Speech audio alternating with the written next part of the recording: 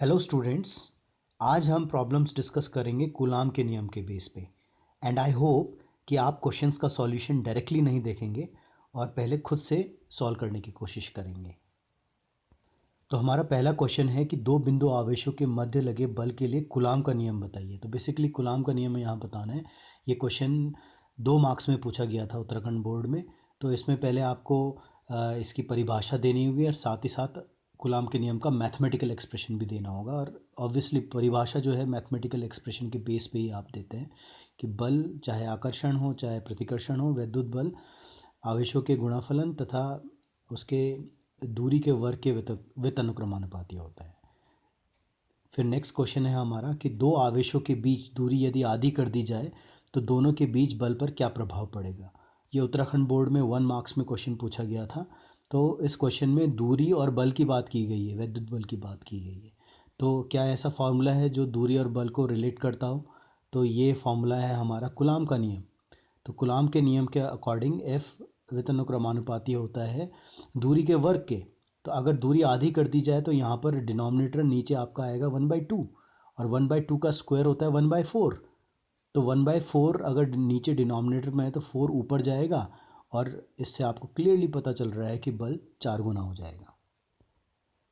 अब next question देखते हैं कि दो धनावेश जो परस्पर 0.3 मीटर दूरी पर स्थित हैं एक दूसरे को 1.6 न्यूटन के बल से प्रतिकर्षण करते हैं।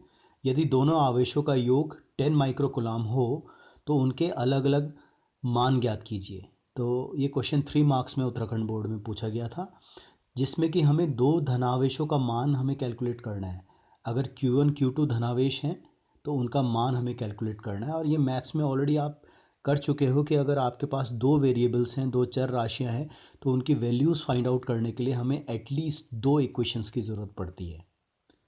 तो यहाँ पर भी हम 2 इक्वेशंस इससे क्वेश्चन से रिलेटेड हम कैलकुलेट करने या फाइंड आउट करने की कोशिश करेंगे।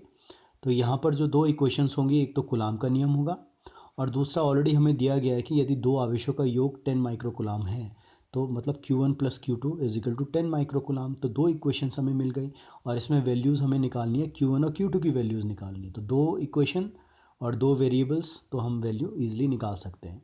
पहले इनकी वैल्यूज़ अगर पुट करें, F की वैल्यू हमने रखी 1.6, 1/4πε0 की वैल्यू रखी 9 × 10⁻9, R की वैल्यू रखी 0.3 और इसे सॉल्व करते हैं तो 0.3 का स्क्वायर मतलब 0.09 और इससे अगर सॉल्व होता है तो ये आपका 10⁻11 यहाँ पर आ जाएगा। ये इक्वेशन एक हो गई। दूसरी इक्वेशन इसको सॉल्व करते हैं तो माइक्रो की वैल्यू हमने यहाँ पर रख दी 10⁻6 और इसको सॉल्व करने के बाद हम क्या करते हैं, Q1 को Q2 के टर्म्स में इस तरह से लिख देते हैं। तो ये 2 इक्वेशंस हैं। अब हम क्या करेंगे, जो इक्वेशन सेकंड है इस इक्वेशन को इसमें सब्स्टिट्यूट करेंगे, मतलब Q1 की वैल्यू यहाँ पर हम पुट करेंगे।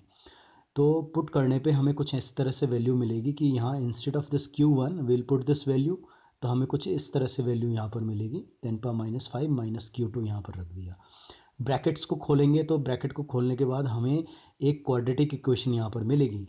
वही क्वाड्रेटिक इक्वेशन जो आप मैथ्स में पढ़ते थे, एक ax² + bx + c = 0, जहाँ पर कि इसकी वैल्यूज़ फाइंड आउट करने के लिए या तो आप फैक्टोरियल मेथड यूज़ करते हो या तो श्रिद्धाचार्य फार्मूला डायरेक्टली अप्लाई कर सकते हो। श्रिद्धाचार्य फार्मूला के according x = -b ± √b² - 4ac/2a होता है। तो इसमें अब अगर आप फॉर्मूले में पुट करते हो, यहाँ पर ये वैल्यूज़ पुट की गई है।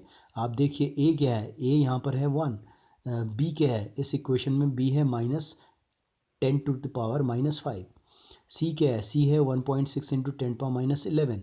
और ये वैल्यूज़ अगर हम रखते हैं यहाँ पर, ये /2 भी है हर जगह वैल्यूज़ रखते हैं, तो हम देख रहे हैं यहाँ पर प्लस माइनस की बात चल रही थी। यहाँ पर प्लस माइनस अगर हम कंसीडर करके चलते हैं तो एक बार हम प्लस लेके चलेंगे वैल्यू और एक बार माइनस लेके चलेंगे। तो आप देख सकते हैं अगर हम प्लस लेके चलेंगे तो हमें Q2 की वैल्यू मिल रही है 0.8 × 10⁻5 और उसको हम कुछ लिख सकते हैं 8 × 10⁻6 जो कि 8 माइक्रोकूलाम है। तो Q2 की एक आपकी वैल्यू ये आ रही है और Q2 की जो दूसरी वैल्यू जो कि इनफैक्ट Q1 है उसकी वैल्यू माइनस रखने पे आपकी आ जाएगी 0.2 × 10⁻5 जो कि 2 माइक्रोकूलाम है। तो इस तरह से Q1 Q2 की वैल्यू आपको मिल जाएगी। फैक्टोरियल मेथड से भी आप इसे कर सकते हैं, सेकंड मेथड है ये। आप देखिए, अपने स्क्रीन को पॉज कीजिए और उसके बाद स्क्रीनशॉट लेने के बाद आप इसे भी देख सकते हैं कि इसमें ये इक्वेशन बनी थी जिसके कि हमने दो फैक्टर्स ले लिए। यहाँ पर क्यू की दो वैल्यूज़ या दो मान निकाल लिए, एक है 8 माइक्रोकुलाम और दूसरा है 2 माइक्रोकुलाम। तो इस फॉर्मूले से भी आप जो है इस इक्वेशन को सॉल्व कर सकते हैं। नेक्स्ट है क्वेश्चन, दो धन आवेश 4e और e दोनों के बीच l दूरी है। तीसरा आवेश q इनके बीच किस तरह रखा जाए जिससे कि वह संतुलन में रहे। किन दशाओं में आवेश q का संतुलन स्थायी और अस्थायी होगा। ये 2 बार क्वेश्चन पूछा गया था बोर्ड में और 3 मार्क्स में एक क्वेश्चन था। इस क्वेश्चन के 2 पार्ट्स हैं, 2 क्वेश्चन इसमें 2 पार्ट्स में क्वेश्चन पूछा गया है। एक तो है कि दो आवेशों के बीच कहाँ पर हम, ये दो आवेश है, बीच में कहाँ पर हम एक आवेश रखें ताकि वह संतुलन अवस्था में हो। तो एक क्वेश्चन ये है। दूसरा क्वेश्चन है कि किन दिशाओं में संतुलन स्थायी या अस्थायी होगा। तो सबसे पहले वाले पार्ट को अगर हम लेके चल लेते हैं कि हम मानते हैं लेट्स से कि क्यू हमने एक ऐसी दूरी पर रखा जो कि आर दूरी से है, +4 से आर दूरी, +4e से आर दूरी से है, और क्यू जो है +e से l-r दूरी पर है। तो अगर ये रखा जाए तो हम ये देखते हैं कि क्यू पे +4e के कारण भी बल लगेगा, प्रतिकर्षण भार के डायरेक्शन में लगेगा जो कि F2 से आपको डायग्राम में दिख रहा है, और +e के कारण इसमें बल लगेगा भार की दिशा में जो कि आप F1 से आप देख पा रहे हो। एक चीज़ आप क्लियर कर लो, r आपने माना है कि r दूरी पर है +4e से q, तो बची हुई दूरी यहाँ पर जो होगी वो होगी l-r। q और e की दूरी होगी l-r क्योंकि ऑलरेडी यहाँ से यहाँ तक की दूरी l है। तो संतुलन किसे कहेंगे? क्यू संतुलन में तभी रहेगा जब लेफ्ट फोर्स और राइट फोर्स आपस में बराबर हो, मतलब F2 = F1। तो F2 = F1 अगर हम कैलकुलेट करें कूलाम के नियम से F2 की वैल्यू F1 की वैल्यू, तो ये कुछ इस तरह से होगी। F2 है बल 4e और q के कारण, तो this F2 can be written as 1/4πε0 4eq/r²।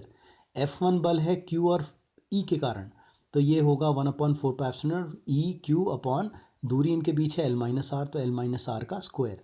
अब आप देख रहे हो 4πε0 गेट कैंसल्ड आउट, e और e भी कैंसिल आउट हो जा रहे हैं, q और q भी कैंसिल आउट हो जा रहे हैं, तो हमें मिल रहा है 4/r² = 1/l-r का होल स्क्वायर। अब इस इक्वेशन में अगर हम दोनों साइड अगर स्क्वायर रूट लें तो 4 का स्क्वायर रूट 2 हो जाएगा, r² का स्क्वायर रूट r हो जाएगा, 1 का 1 ही रहेगा, l-r का स्क्वायर, इसका स्क्वायर रूट करते हैं तो l-r मिलेगा हमें।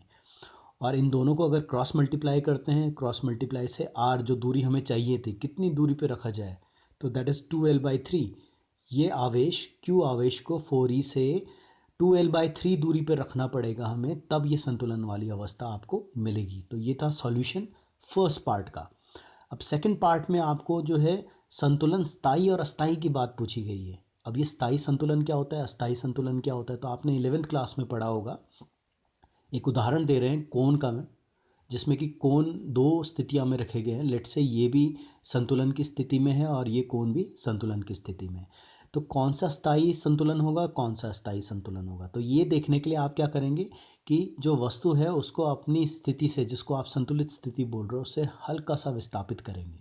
तो जब आप हल्का सा विस्थापित करते हो तो अगर वो वस्तु वापस लौट रही है, लौटने की कोशिश कर रही है, तो संतुलन स्थायी संतुलन होगा। अगर वापस नहीं लौट रही है मतलब ये अस्थायी संतुलन होगा।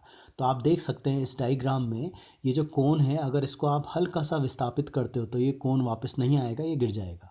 इसका मतलब ये कोण अस्थायी संतुलन में है। अब इस कोण को देखो, अगर आप हल्का सा इसे विस्थापन देते हो, डिस्प्लेस करते हो, तो ये वापस अपनी स्थिति में आने की कोशिश करेगा और वाकई में आ भी जाएगा। तो ये जो इक्विलिब्रियम है, ये जो संतुलन है, इसको हम स्थायी संतुलन कहेंगे। अब यदि क्योंकि स्थायी या अस्थायी संतुलन की बात करनी तो हमें दो दशाओं की बात करनी पड़ेगी। एक है कि क्यू अगर पॉजिटिव है, दूसरा क्यू अगर नेगेटिव है। तो क्यू अगर पॉजिटिव है, अगर यहाँ पर माने कि क्यू पॉजिटिव है और फिर वही चीज़ जो हमने कोण के साथ की थी, अगर इसे थोड़ा सा विस्थापित करें लेफ्ट हैंड साइड में, तो हम पाएंगे कि +4e का प्रतिकर्षण ज़्यादा हो जाएगा। +4e का प्रतिकर्षण ज़्यादा होने के कारण क्या होगा, ये अगर आप इधर इसे हल्का सा विस्थापित करते हैं तो वापस अपनी स्थिति में आने की कोशिश करेगा। मतलब अगर Q धनात्मक है तो उस दशा में संतुलन स्थायी पाया गया।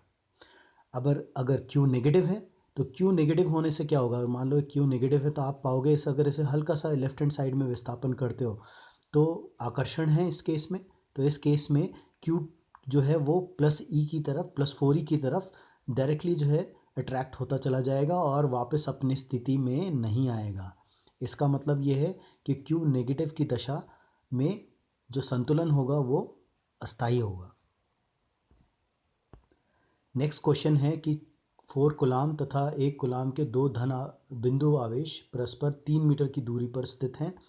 1 कूलाम के तीसरे घन आवेश को दोनों आवेशों के मिलाने वाली रेखा पर कहाँ रखें कि वह अप्रभावित रहे।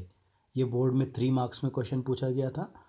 अब ये क्वेश्चन बिल्कुल वैसे ही है जैसे हमने पीछे किया था, वहाँ संतुलन की बात की थी, यहाँ पर बात कर रहे हैं कि आवेश अप्रभावित रहे। तो बात वही है कि आपने दो आवेश 4 कूलाम और 1 कूलाम के बीच 1 कूलाम का आवेश रखा है और ऐसा कुछ रखा है कि वह अप्रभावित रहे, मतलब संतुलन की स्थिति में रहे। मतलब 4 कूलाम के कारण जो प्रतिकर्षण बल है और 1 कूलाम के कारण जो प्रतिकर्षण बल है वो दोनों आपस में बराबर होने चाहिए।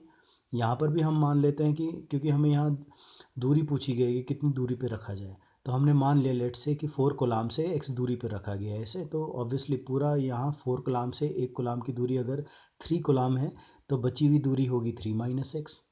अब कूलाम का नियम अगर हम लगाएं F1 इजिकल टू F2, वही जैसे पीछे किया था, तो वहाँ पर पहला 4 और 1 के कारण जो बल है वो हमने कैलकुलेट किया और दूसरे राइट हैंड साइड में 1 और 1 के कारण जो बल था उसे हमने यहाँ पर कूलाम के फॉर्म में लिखा।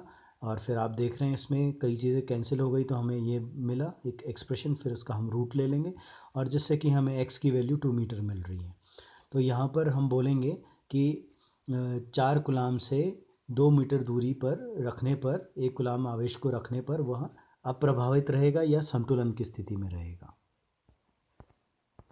नेक्स्ट क्वेश्चन ये हम कर चुके हैं कि दो आवेशों के बीच F बल अगर लगता है, इसको यदि पानी में डाल दिया जाए तो उसके बल पर क्या प्रभाव पड़ेगा। पानी का परावैद्युतांक है 81। तो आपको याद रखना है ये जनरल फार्मूला जो हम पहले ही डिस्कस कर चुके हैं, F किसी भी माध्यम में अगर रखा जाए तो जितना भी बल वायु में लग रहा होता है उसके 1/k टाइम्स वो बल घट जाता है। अब यहाँ पानी है, पानी का परावैद्युतांक k की वैल्यू 81 दे रखी है, तो बल जो है 1/81 टाइम्स कम हो जाएगा। तो इसी क्वेश्चन में अगर बाकी और माध्यम की बात की जाती, मान लो पेपर की बात की जाती जिसका परावैद्युतांक 2 है, तो उस केस में क्या हो जाता, उस केस में बल फिर घट जाता और वो हो जाता 1/2 टाइम्स किसके, जो बल है वायु में जो लग रहा है। तो ये थे कुछ क्वेश्चंस कूलाम के नियम के बेस पे। अब नेक्स्ट सेशन में हम डिस्कस करेंगे विद्युत क्षेत्र या electric field. Thank you all of you.